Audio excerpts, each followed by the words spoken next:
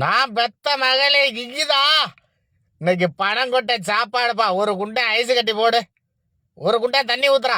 அதான் சரி, ஒரு கிண்டி கிண்டி விடு, நல்லா கிண்டி விடு. ஆமா, மூடி வச்சுட்டு அடுப்பை தள்ளி விடு. எங்க அண்ணன் ஈஸ்வரு?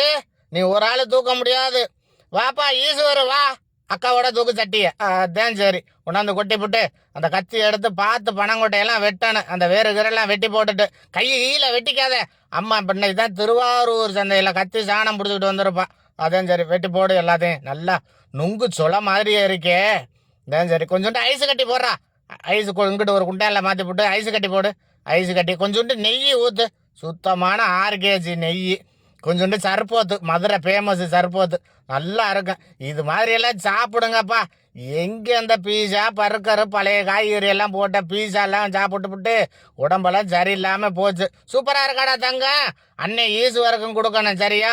அம்மா எல்லாம் எங்கே பார்த்து ஆடு கீடெல்லாம் ஒழுங்கா மேய்க்கணும் சரியா?